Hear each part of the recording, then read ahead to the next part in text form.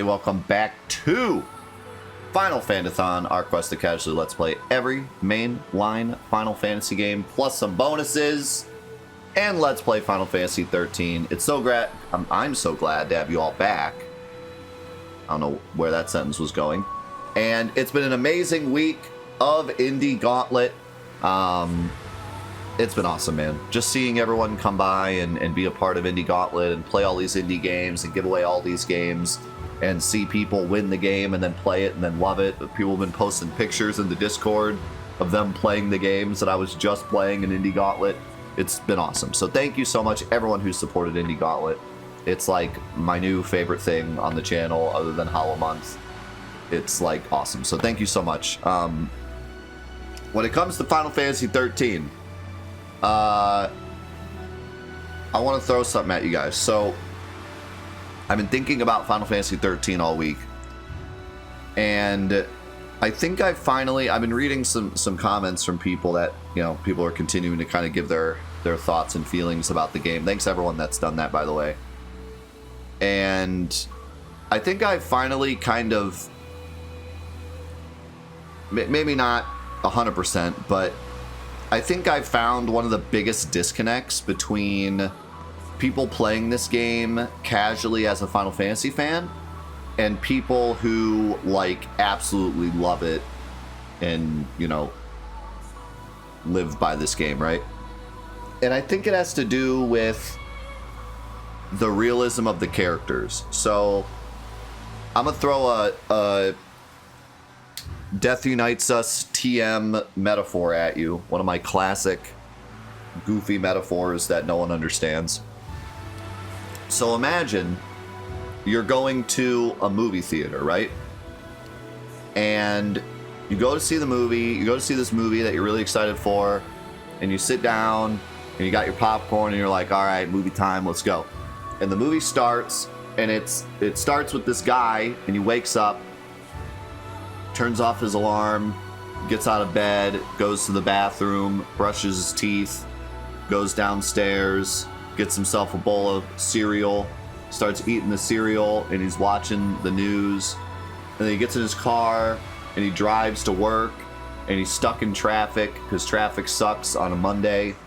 And then he gets to work and his boss is mad at him because he was late, but he's like, bro, it was the traffic, it's Monday, traffic sucks. And the boss like, yeah, whatever, stupid, go to work. And he's sitting there, he's working, and then he gets news that his coworker, who works about half as hard as he does, just got a promotion. And he's like, wow, this is dumb. And then he gets off work and he gets a call from his wife, and his wife is like, hey, I miss you, hope you had a good day. And he's like, that was really nice, like my wife doesn't normally do that, but she decided to do that today. That was really nice of her. So that made me happy. So then he drives home and he has dinner with his wife and they have a great time, and then he goes to bed. And the movie ends. And you're like, what was that? That was just some guy's day. Like, what? That wasn't a movie. What was that? That was dumb. And you leave and you read all this stuff online about people saying, oh, well, it's high art. You know, it's a metaphor for like life, and how life is just like normal and nothing crazy happens in life and stuff. And the creator of the movie comes out and he's like, yeah, I just wanted to make something different and special and show how life really is and stuff. And you're just like, well, yeah, but I had a terrible time in the theater. Like, what? It was just so boring. Like, it was just life, right? Okay, so that experience is the characters in this game. You with me? So normally, what a character is in a game, normally, just, you know, basically, the idea behind a character arc is that they start off being something that we can relate with. They start off being super relatable so that us as the player can be like, oh, I feel these emotions. Oh, I feel like this sometimes. Oh, I do these things sometimes. And we feel like we're putting part of ourselves into the character, right? And then somewhere down the line, they do something super heroic or super crazy that no normal person would do. And whatever it is, they do the thing, right? If it's saving the world, they save the world. If it's becoming a superhero, they become a superhero. If it's joining a band, it's joining a band. Whatever it is the movie is about, or whatever the thing the game is about, they do the thing, right? And the idea is the character relates to us, and we relate to the character, and then the character goes and does the thing. And that's why when we leave the movie theater, or we get to the credit scene of the video game, we feel like we can go do the thing, right? It inspires us. The characters inspire us to go do the thing, whatever the thing is that we want to do, because we just saw a character that we relate to do the thing, and now we want to do the thing, right? That's how characters work generally, unless it's some kind of weird character, right? The characters in this game are too realistic, right? They're relatable because they have flaws, but then they continue to just have flaws. They continue to be human beings. They continue to make mistakes. They continue to just fail at they continue to be annoying. Like the things that normal human beings do that we hate, that we go to work and we see some guy get a raise that we don't want him to get a raise, or there's some guy in the traffic jam flips us off or whatever. These annoying human beings we have to deal with in everyday life, that's these characters. They're so close to reality that it's more frustrating than something we can latch onto and be like, oh yeah, I want to be like that someday. And a lot of people will argue that that's what's great about the game. And I can kind of see it now. I kind of understand it now when people say like, oh, Hope is supposed to be annoying because he's a teenager. For me, I don't want an annoying teenager in my game.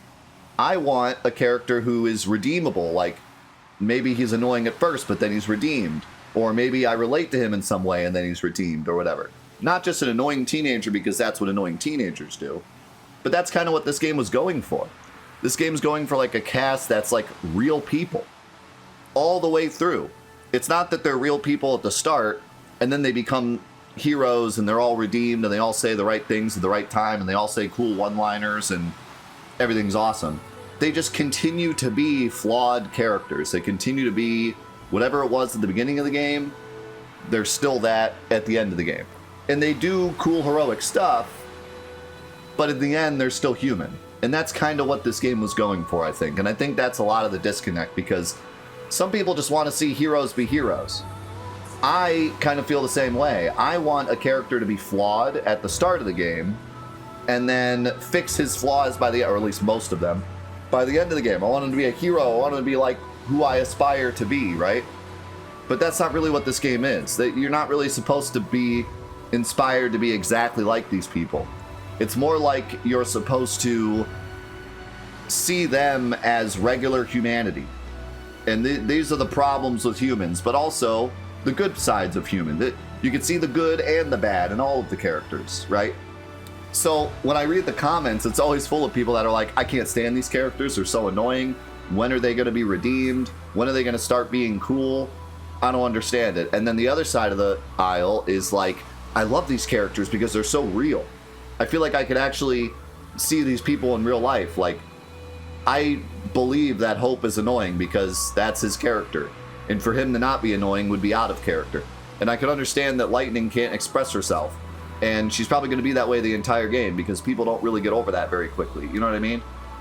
So I think that's one of the biggest disconnects, and I'm starting to realize that. Like, and it kind of made me appreciate this game a bit more because it is trying something different. It's not just trying to be the typical characters are very flawed and relatable at the start, and then they're superhuman by the end. But trying to go for more of a realistic feel all the way through. Does it make for a good experience? No, not for me. It's like me sitting in the movie theater watching the movie about the guy's day. I kind of hate sitting here playing it and listening to the characters talk. But after I'm done with the game and I think about it afterwards, I'm like, oh, it kind of makes sense. Like, I can kind of understand it. I can kind of see what they were going for. But the actual experience of playing it ends up being more frustrating. Because you have to deal with the annoying dialogue and characters not doing the things you want them to do.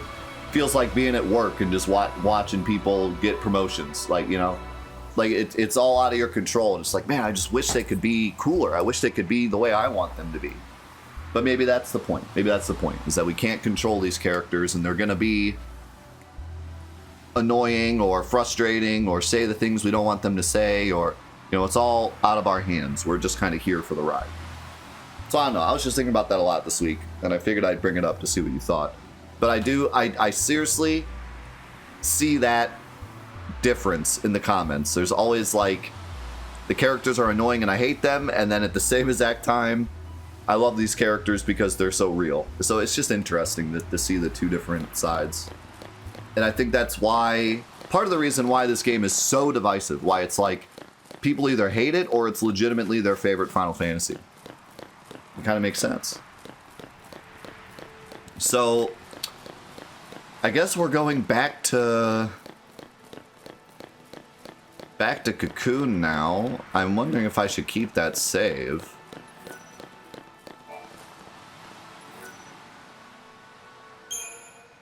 Guess we'll see. I feel like I should stay here a bit longer, but screw it. And no time to waste. Even if we were chasing shadows, our minds were made up. We'd realized along the way that choice was the only thing we had left. Maybe we'd fall short. Maybe we'd never even come close.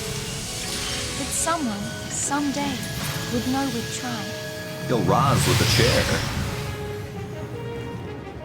I'll go grab it. So, like, yeah, and, you know, that doesn't excuse, for me, that doesn't excuse all the chunky dialogue. I honestly think the dialogue in this game is just poor. I think everyone can agree with that. Even if you like the characters, there's just a lot of repeated dialogue that sits really terribly. But at least I can understand the idea behind it a little better.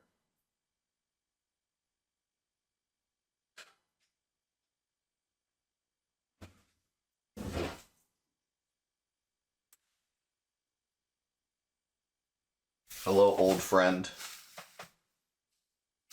It's been a while since we've seen you. Stand up. Whatever. His tail's in the way.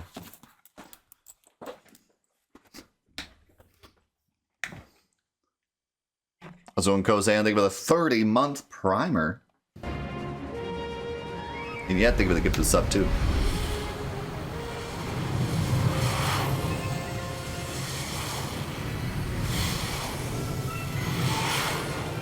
Man, look at those Garfics.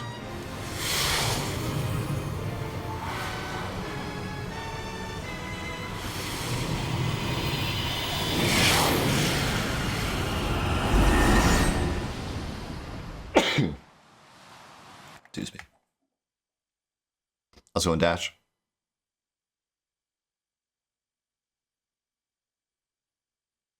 Yeah, I cannot stop sneezing this morning.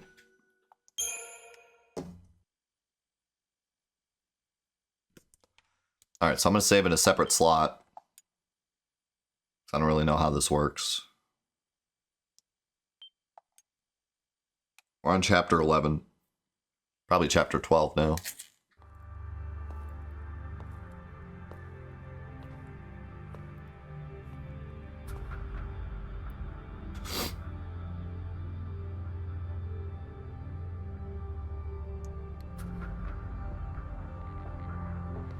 No, we're giving away a copy of Dicey Dungeons, which is a game we're playing later.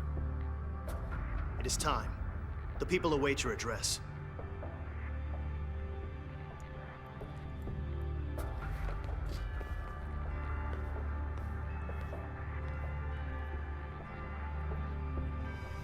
And so, we greet the new dawn.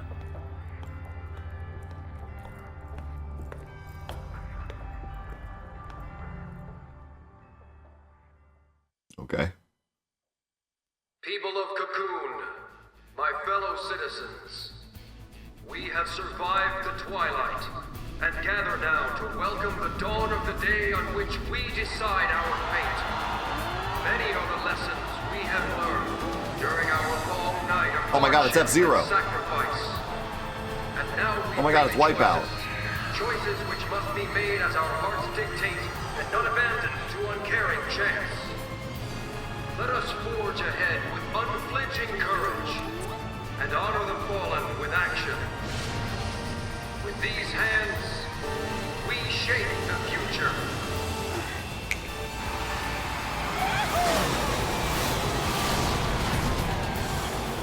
Okay, does anyone think this is really strange? Why are we watching this? What the? Odin!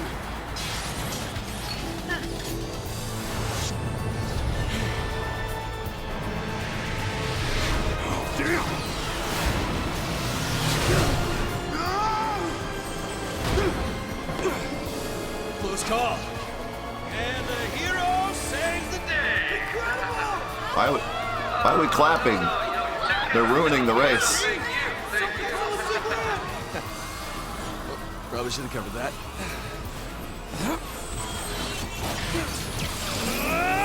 Intruders on the race circuit. Confirm post vicinity. Let's make the All cat. units respond with lethal force.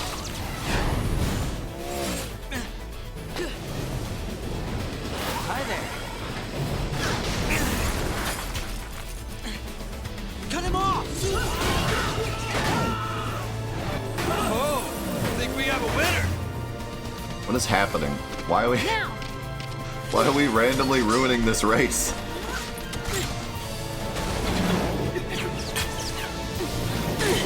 You're dead! You first!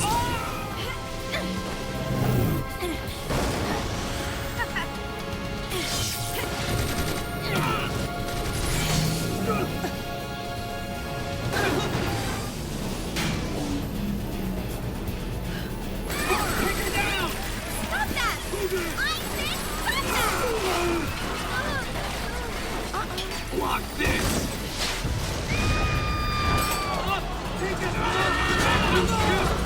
Cornelius! Odin! This feels like some of the cutscenes earlier where it's just like we wanted to make a really cool cutscene, so here we go.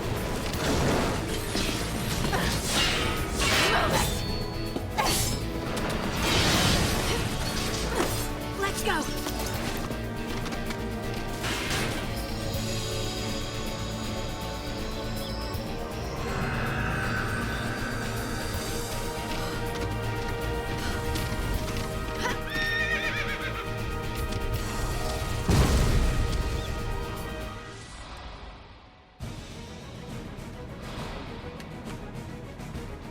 Oh, I'm Odin. Cool.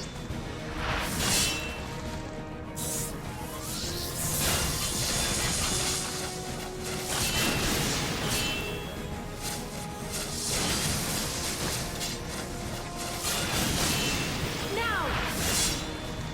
Hiya! Shake the ground! Aha, I actually staggered him. The storm is here!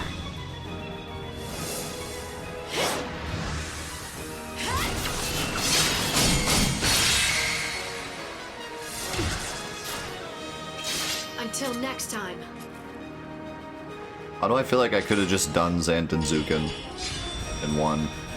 26,000.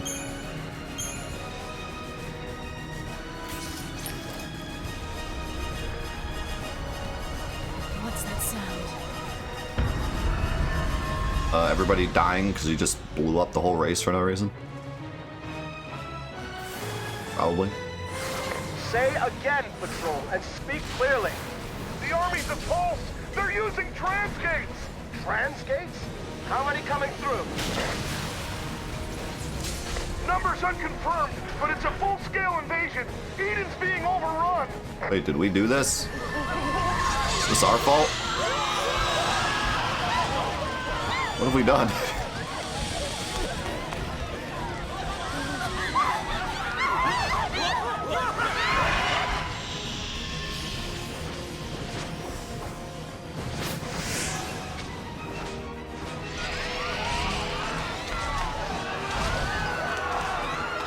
I don't know. All we did was fly here. We didn't even use a portal. What are they? They're not us. Where'd they come from? What are those things? Does it have to do with the fact that we like broke that barrier thing when we drove through? Maybe? That's the only thing I can think of.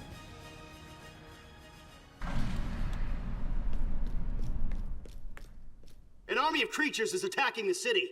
It's a pulse invasion force. Your Eminence, we must evacuate.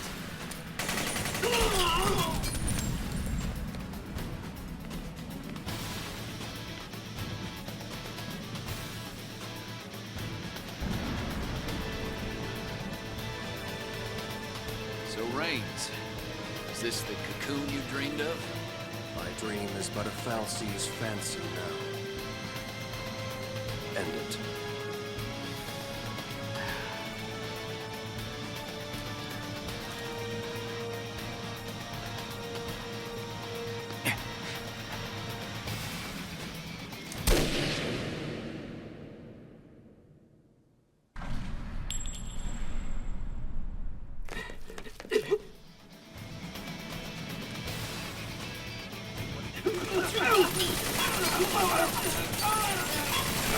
Idealism. You feed it blood and it howls for more!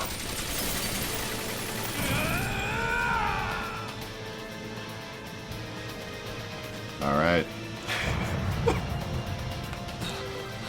What's going on out there? It looks like the cavalry's made their move. There's more to it than that. They're saying Eden is crawling with pulse nasties. Fresh off the ark, I'd wager. This is out of control. What'll happen to Cocoon? It's all-out war. Did we cause this by coming back? Or Tantalus's prediction? It's all coming true. Well, his future stops right here. We're the ones who decide what happens next. Let's get moving. Right. Okay.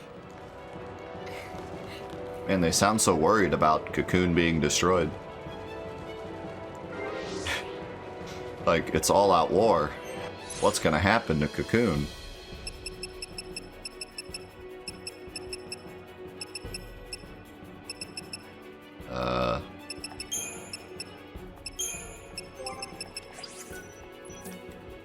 Oh my god. What? Just actually, why? What was the point of changing my thing? Great. It's been a week since I've played too, so I completely forget. That goes first. I just got the Giga Oink, that's for sure.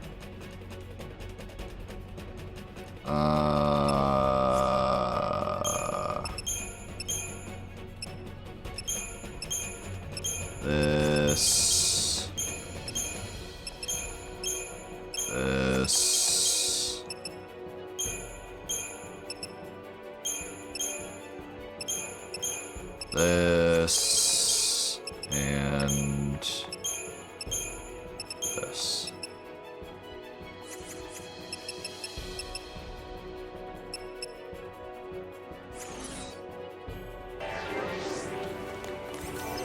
Well, I'm still getting a bunch of save points, so I feel like it's probably okay to save over everything, but I'm still going to keep it separate just in case.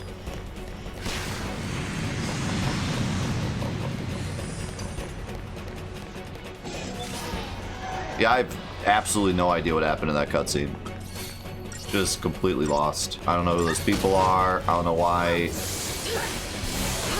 Reigns came back just to die. He's probably not even dead.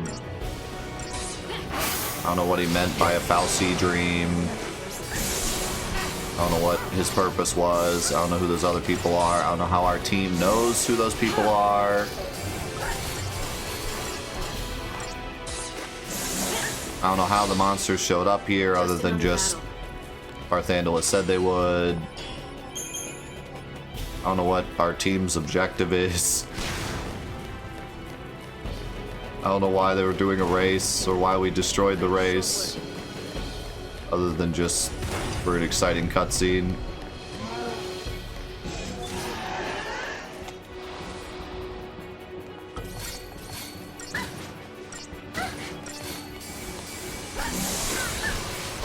All I know is our team has pretty much decided, screw the innocents.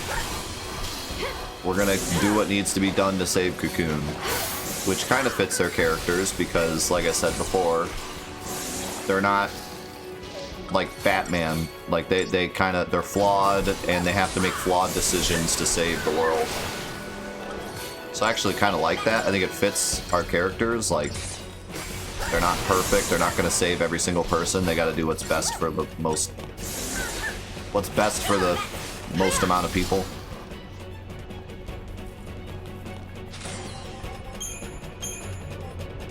I think my only gripe is that that cutscene was like not like the voice actors feel like they're checking out at this point. They already felt like they were checking out before this when we were going through Grand Pulse and they were just like repeating the same things over and over again. I don't think that was the voice actor's fault. I think that was more just the writing team giving up. But now it feels like the voice actors have given up. Like, this is the big moment where they come back to save Cocoon by blowing up Cocoon, and they're like just kind of talking like it's normal every day. Okay, this looks good.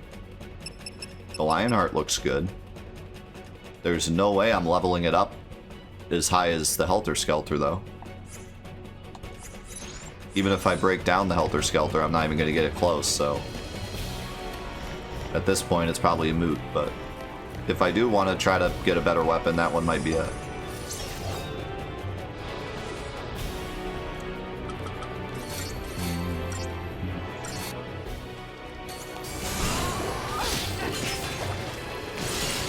I would like to scan this thing, so we're probably going to fight it in harder fights later.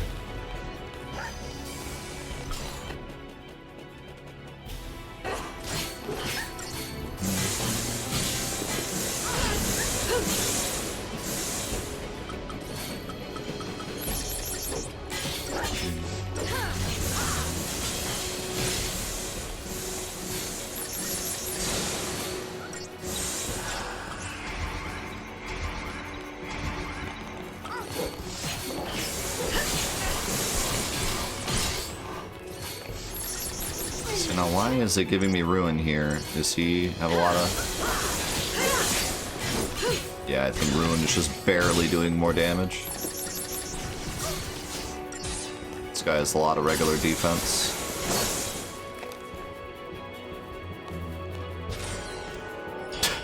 Oh, great, here we go.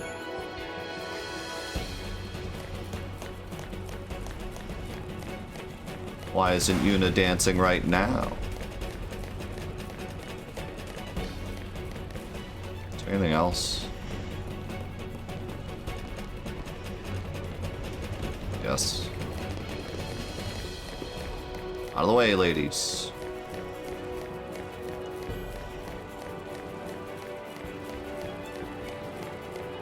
Snipes, you doing alright this morning?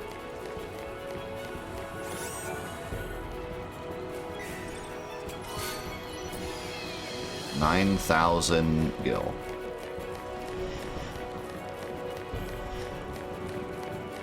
I have no idea where this is in the story, Venom.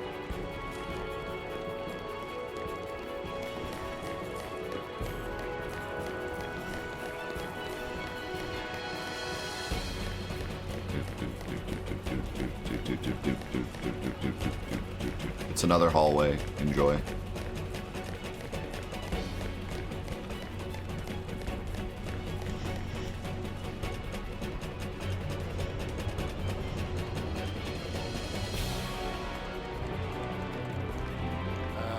Okay, I don't know about this. If only we could fly. We can jump. Huh? What are you? Nothing to it! See you ground side. Wait a minute! You're all crazy! Don't want to get left behind, do you? Just remember, don't drop the gizmo. Okay, but when did we all get those? This thing? Did someone give her that? Or did they just appear in their hands?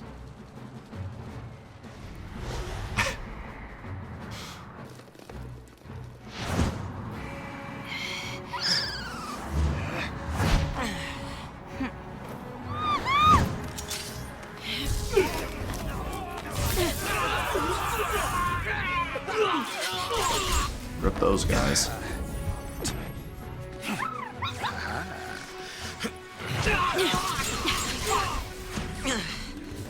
Yeah, I saw her hand it to Vanille, but how'd the rest of them get them?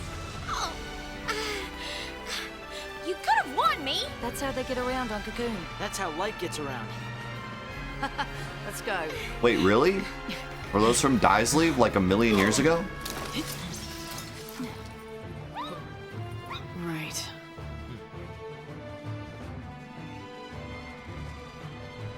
Wow. All right.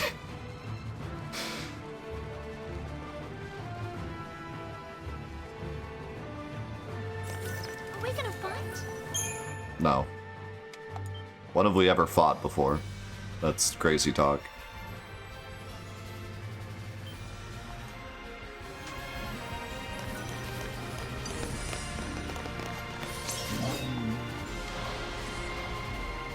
Stormtrooper time.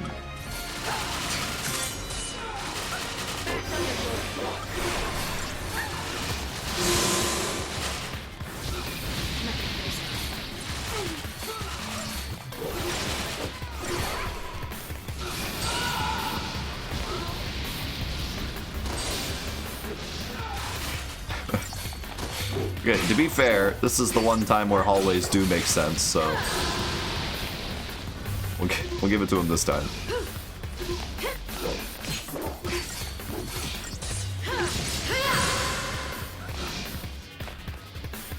Yeah, I think we give it a sub to Liam.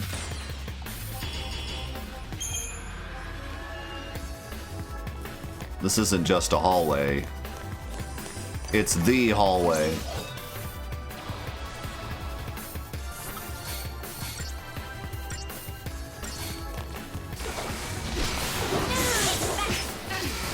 That would be cool, Kaish.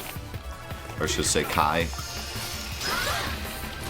Unfortunately, instead we're gonna do the thing where they fall and then use the gravity thing, because they showed that at the beginning of the game, and I guess that's this game's way of being like, remember that thing from the beginning? We brought it back.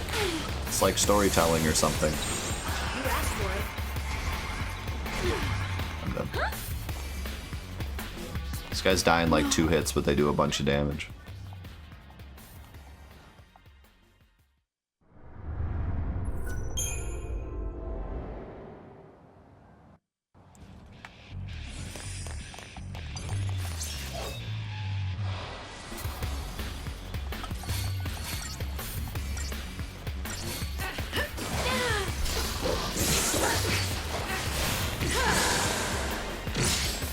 Like, if you're gonna bring something back from the beginning of the game, there's gotta be some kind of like, oh, but now it's different.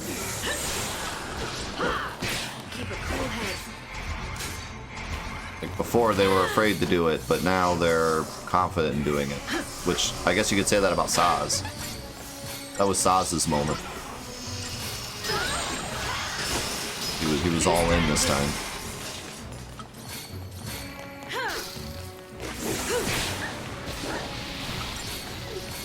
Yeah, that's one of the things I really like about this game. They're not afraid to kill you. Because you get a checkpoint, like, if you lose a fight, you can just do the fight again. They weren't afraid to kill you a lot. Whereas in a lot of the other games, because the only checkpoints are saves, they try not to kill you unexpectedly too much, because then you have to replay parts. And that's annoying, you know?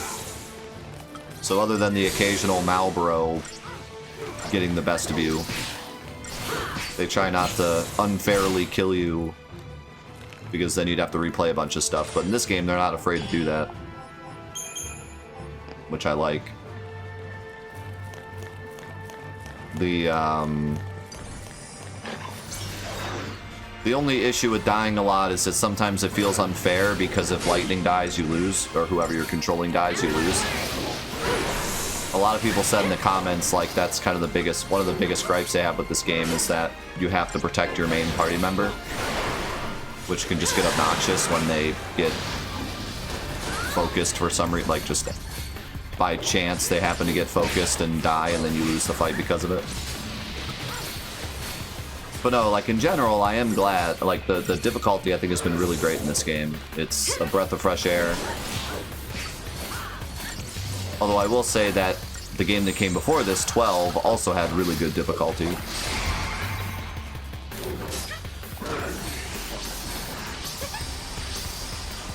But yeah, I honestly, especially at the time this game came out, I don't think games were as confident in punishing the player a lot.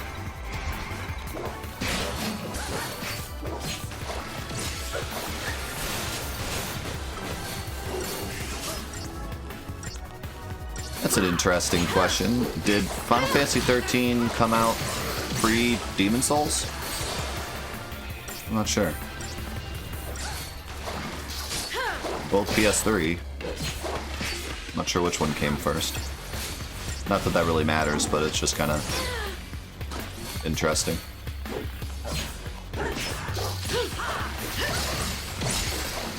Yeah. See, that makes a lot of sense then. You know, we were still in the pre-Souls era where companies were kind of scared to make their games difficult. Not always, obviously. There's plenty of games that were difficult, but you know what I mean. The big kind of blockbuster games of the time were usually on the easier side or tried not to punish the player much. Stay sharp! Move! Through here! Station secure! Cavalry, stand And to be fair, down! this game doesn't really punish you either, Jurisdiction. but it will kill you.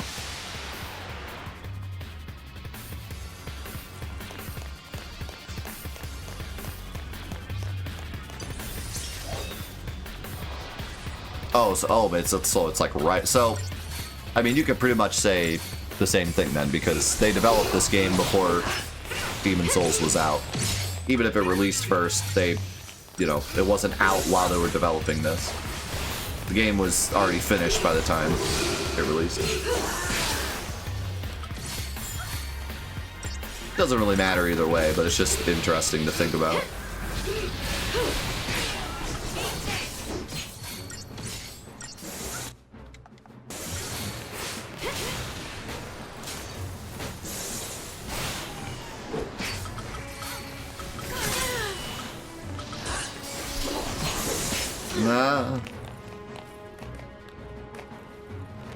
Yeah, it's interesting to think about, like, the kind of roller coaster of difficulty in games. Back in the day, there kind of wasn't a difficulty. It was just like everything was high score based, so it started easy and got hard. And actually, I feel like the real old days had really great difficulty curves, like Atari and stuff.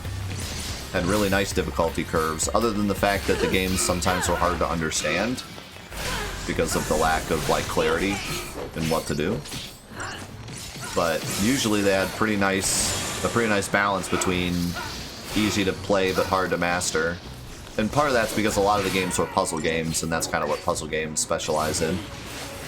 But then you have, like, the NES era, where companies were like, well, if we make the game stupid difficult, no one will finish it, and then they'll get more out of it.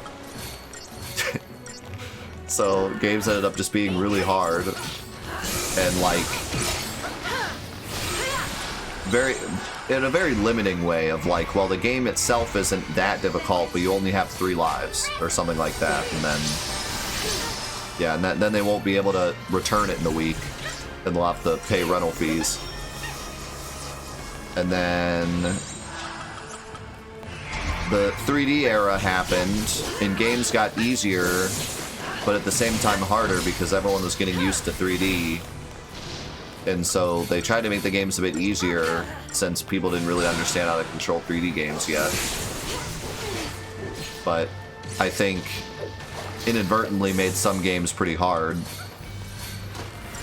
But I would say that it was pretty balanced in that time, like N64, PS1 era. I feel like games were pretty balanced. There's some notable exceptions. You have stuff like Crash Bandicoot that was like accidentally way too hard, and then you have stuff like Spyro that was pretty well balanced in terms of difficulty. At least for the target audience. And then I feel like PS2 GameCube era pretty much continued that, but they had more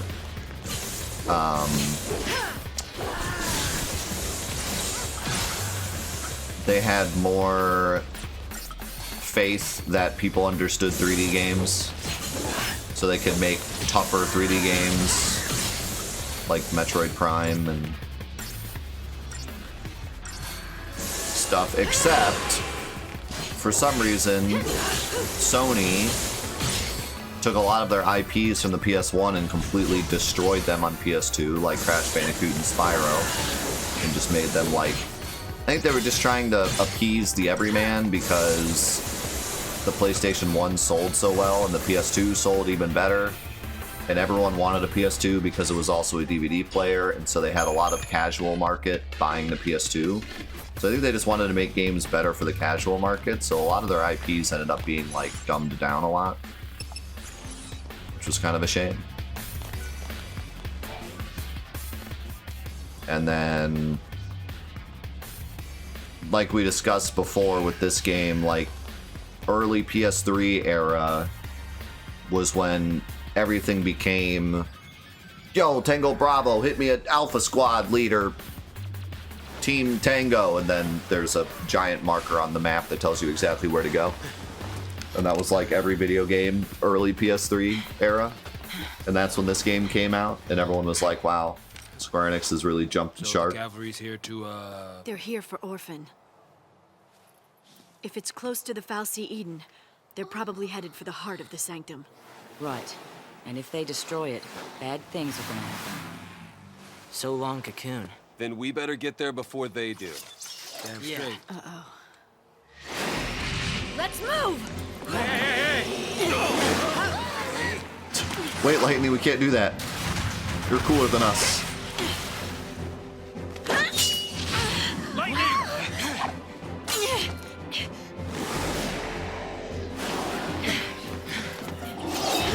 So why are we fighting this random behemoth?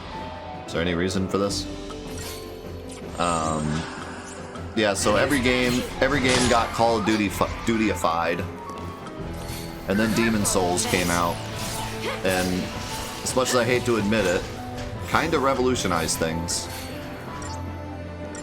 Like, gaming's kind of never been the same since Demon Souls came out.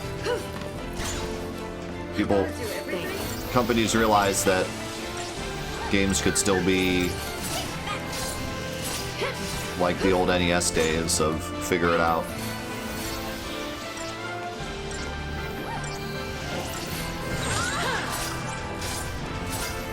Yeah, I do agree. I think Dark Souls did a better job, or like hit the market.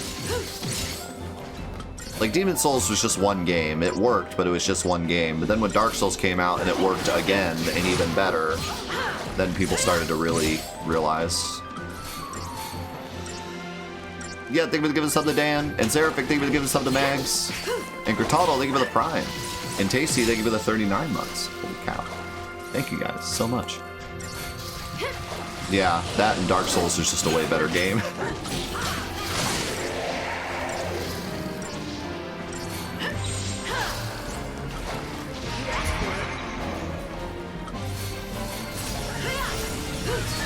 I love Demon Souls from a distance, but I kind of never want to play it again.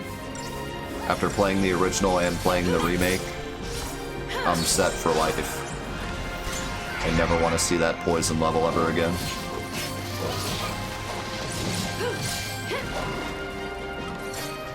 And I know one day I'm going to be stupid enough to try to finish my series run of Souls games and get all the platinums. And I'm gonna try to get the Demon Souls platinum. I'm gonna very much regret it. The original Demon Souls platinum. I did get the remaster platinum, but the remaster platinum is 1,000 times easier.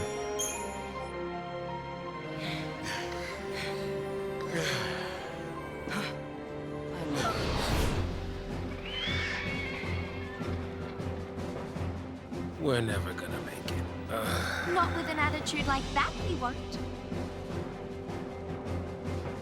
I feel like our characters are just so like I understood when we were on Grand Pulse and they felt like it's kind of over and like it's such a long shot that we ever even get off this planet. It's such a long shot that we actually save Cocoon, so we're kind of like defeated. But now that we're here and everything's happening and like we're going to save the world and our characters are still just kind of like complacent. They're just like, Cocoon's gonna die. Oh, we should probably do something about that. I mean, I get that part of it's like their personality, but like with Saz, I get it, but they're just tired of all these corridors. I mean, like that scene was whatever, but like when they first got here and they were standing there in that conversation they had, and it was so like just no energy at all. Where's the energy?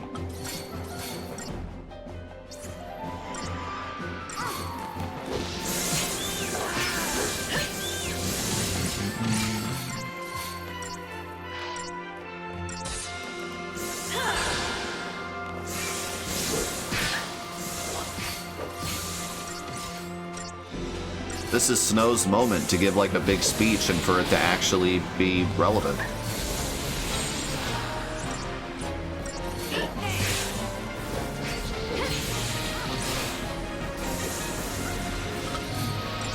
My man needs a nap.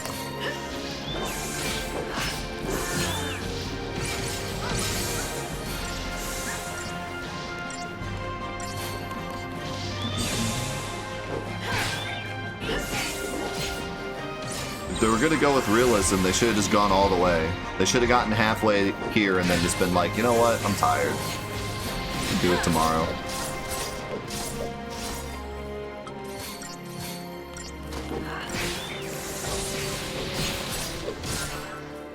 Easy.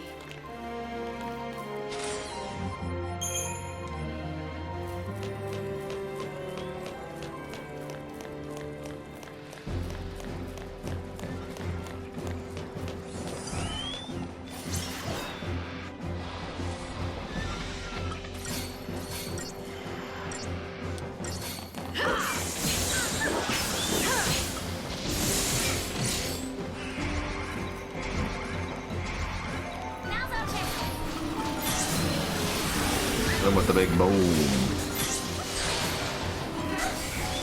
Boom. Wide open. Boom.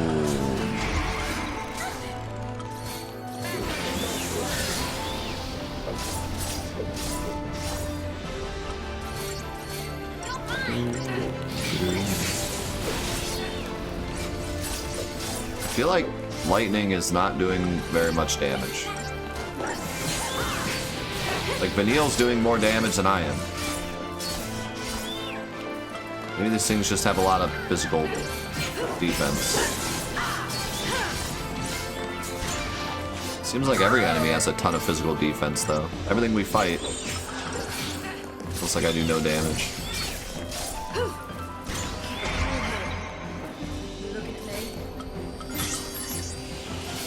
Don't give up.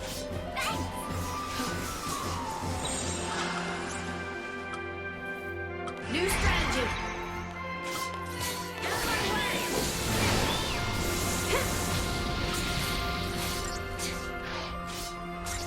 Maybe these enemies just really leveled up and I need to hit the Crisarium.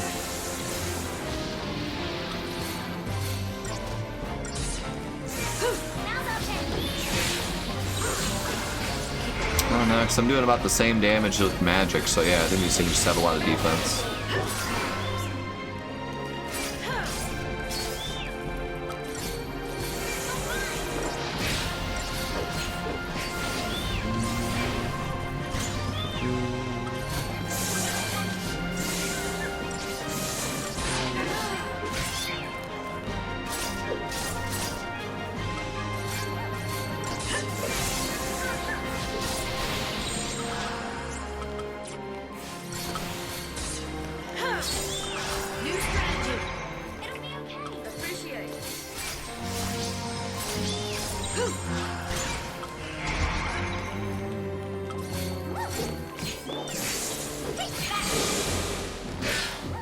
It's just weird because, like, so I'm doing like 8,000 damage.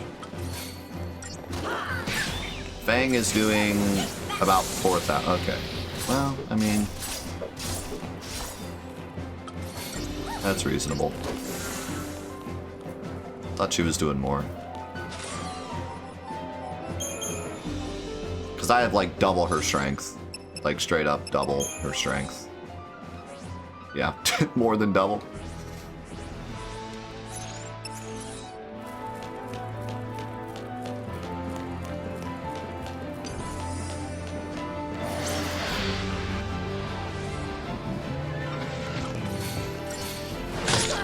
Ouch. Oh, this is really scary. I don't like this.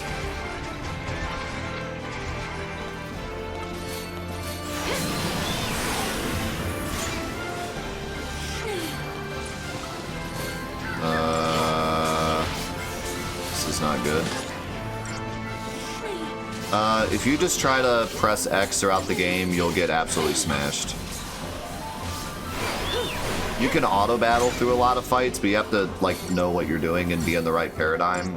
The auto-battle is just so that you don't have to put in the attack over and over again. Or you can just do this. Or... I forget how to do it. You have to do this first. And then I think you hit right on the D-pad. But yeah, like, just because I'm auto-battling doesn't mean anything. I'm just doing that because it's easier to menu. But you'll find very quickly if you're not doing the right paradigms, you'll get smashed in this game. It's actually pretty... It gets pretty difficult. I would say this is one of the most difficult Final Fantasy games. I don't know if everyone would agree with that, but I would say it is. Having just played through them all, I don't think I struggled nearly as much with any other game on just playing through it.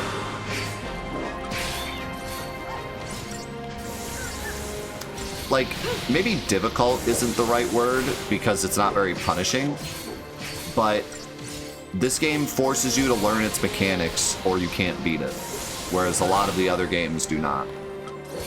Like, you could just attack through the game and you'd probably be fine. You gotta remember to heal and maybe figure out some boss gimmicks, but like, this game forces you to learn how to play it or you will not win. Which is not something I can say about all the games.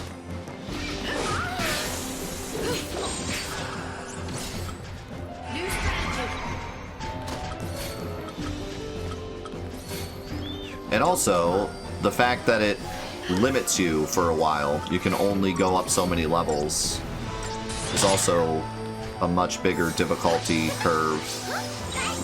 Because all the other games, you can simply just level up if you're struggling. So that's kind of a big thing too. Right. Yeah, every other game, like, you could theoretically just grind and you'll be fine, no matter how bad you are at the mechanics.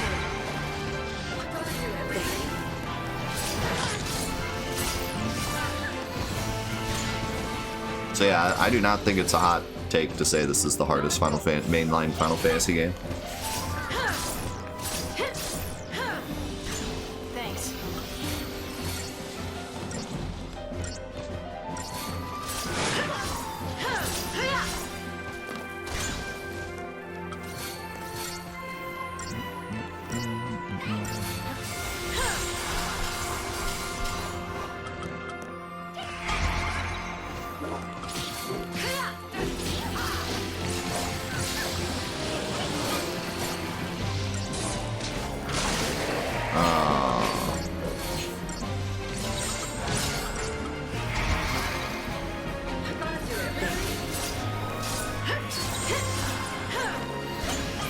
Right. Yeah, I could see some people saying like 1 is hard, but it's not even really like the combat, it's figuring out what to do and stuff, just typical NES stuff. And 2 also trips up some people because the way you level up in that game is very unique, and some people don't pick it up right away. And 3 has the hardest final boss in the series, Fight Me. There's absolutely no way you're convincing me that 3's boss is not the hardest in the series. That boss was a complete terror. But I think from start to finish, this is probably the hardest. Like overall.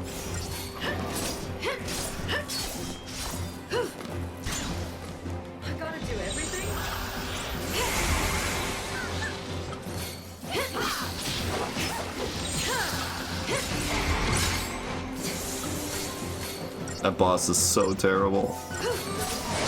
That whole dungeon is terrible, but that final boss is something else.